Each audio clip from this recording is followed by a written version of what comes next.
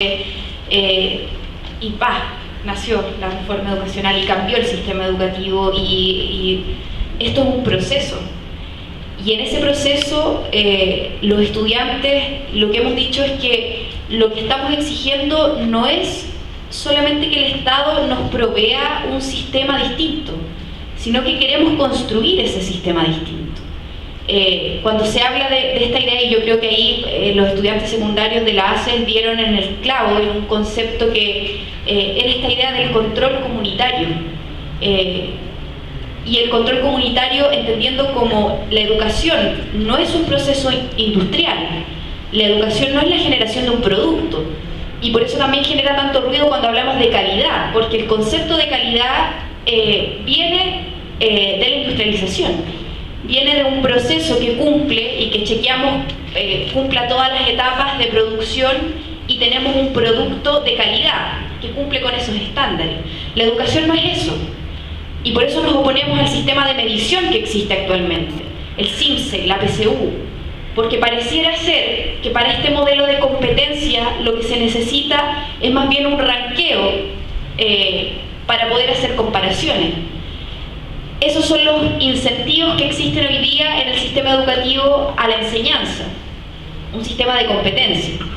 Y lo que se vivió en el año 68, en la reforma universitaria, y que probablemente el próximo año nos vamos a enfrentar, al menos el gobierno lo anunció, a un proyecto de ley respecto a educación superior que busca cambiar el modelo de educación superior chilena, no solamente el universitario, sino que también el sistema técnico, que es prácticamente todo privado.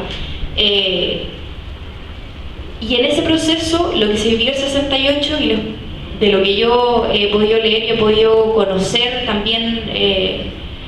acá cerca, la Facultad de Medicina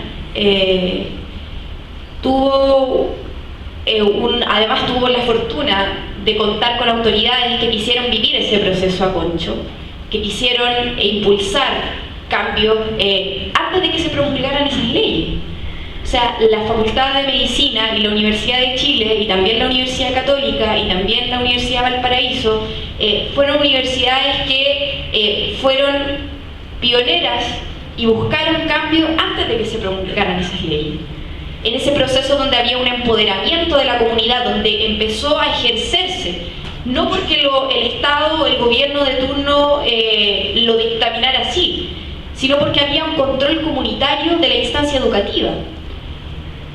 Y así es como la democracia se profundizó tremendamente y se permitió el control y el cogobierno triestamental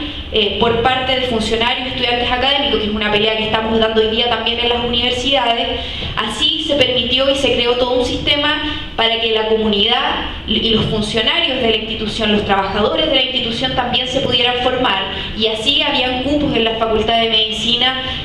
para trabajadores, para que continuaran sus estudios, para que se pudieran formar. De ahí muchos salieron, quienes partieron en cargos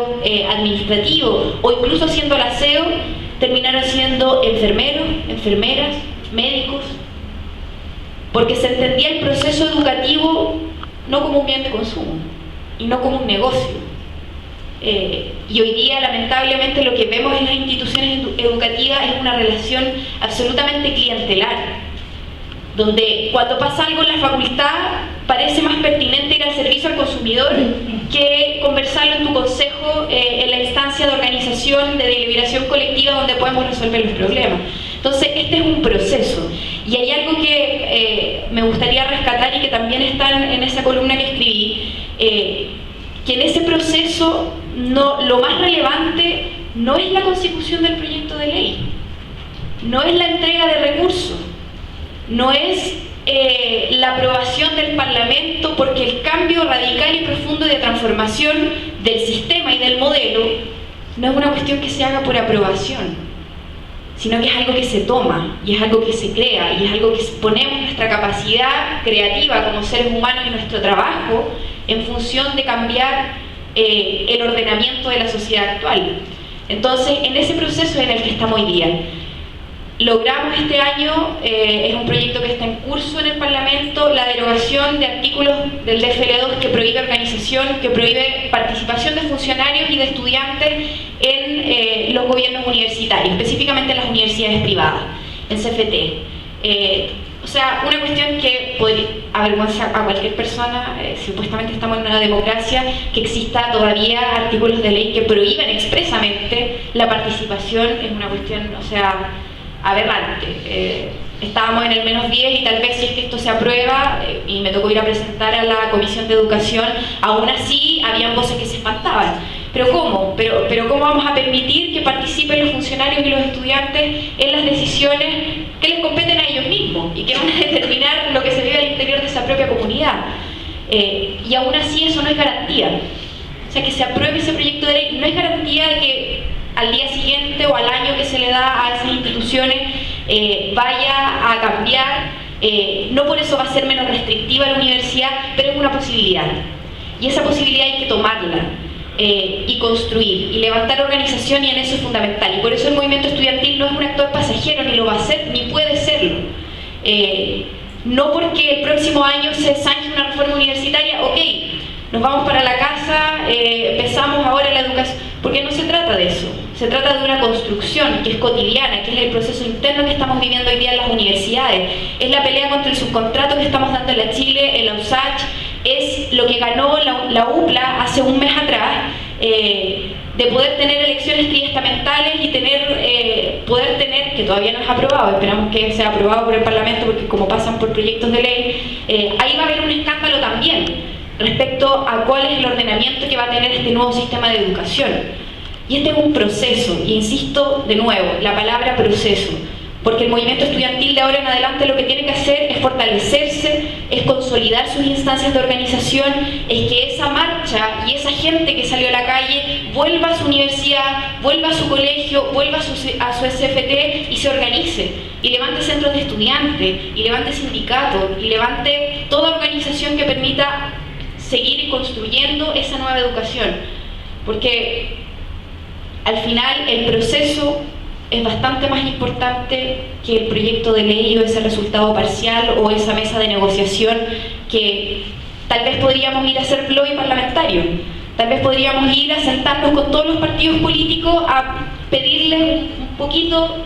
de cambio, que esto, unas platas más para allá, unas platas más para acá. Pero eso finalmente no trae resultados y no va a traer los resultados que nosotros estamos esperando, y que es mucho más que el cambio en el modelo de educación, sino que es el cambio en el modelo de sociedad, el cambio de las bases y los pilares de lo que construimos día a día, y que creo que el relato también de Lorenza mostraba bastante eso, esa crudeza que vivimos todos los días, ese enajenamiento que vivimos todos los días, y que justamente la educación es una oportunidad de emancipación. Y así que con eso termino, muchas gracias.